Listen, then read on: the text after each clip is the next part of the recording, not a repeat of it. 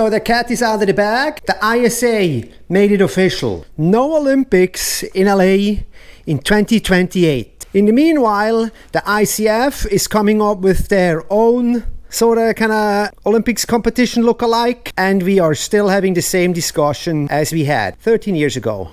But first things first. So for all of you that live under a rock, yes, the ISA made it official. The Olympic Committee did not include SUP in the 2028 Olympics. They are considering introducing longboarding, which I personally find quite interesting because surfing longboarding has its own set of issues with spectator friendliness and even interest in general. We know for the people who follow the WSL, they know exactly what I'm talking about. Now, of course, we have discussions on social media over the same topic we've gone over and over and over again.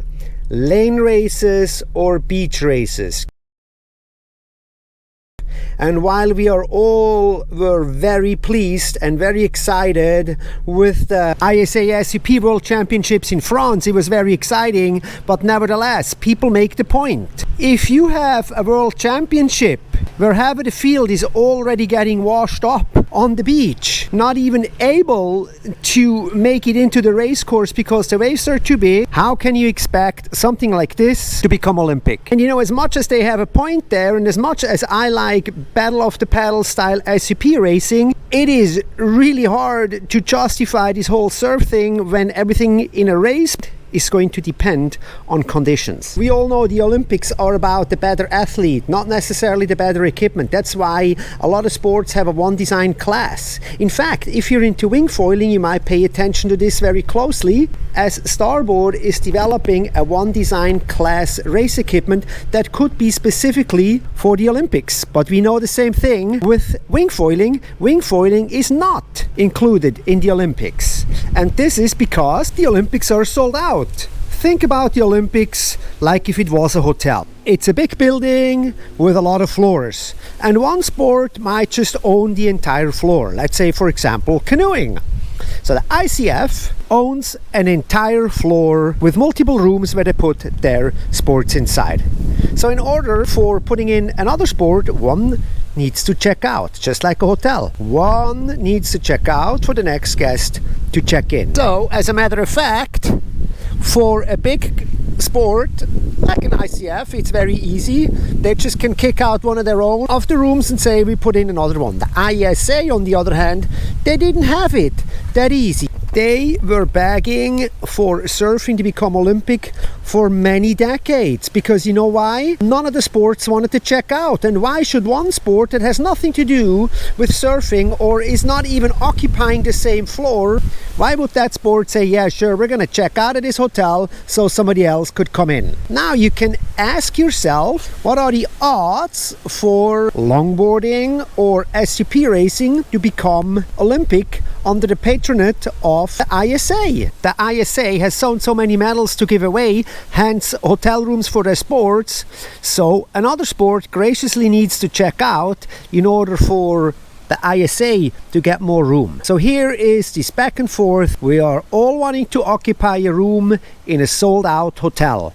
And it's just not that easy, because the big boys that own their own floors with multiple rooms, they are not interested in leaving. The same thing applies to wing foiling. The World Sailing Federation or Association, they just decided for moth sailing to become Olympic and for IQ foiling, that's the windsurfing foiling, to become Olympic, and therefore wing foiling is probably and most likely also not to be seen in LA 2028, because I don't think the Sailing World Federation wants to kick out already another sport to make room for wing foiling. And that, my dear guys, is just the reality of it. And we can discuss and argue over waves versus lane racing as much as we want. But it doesn't matter, because none of these associations is interested in giving up yet another sport on behalf of SUP.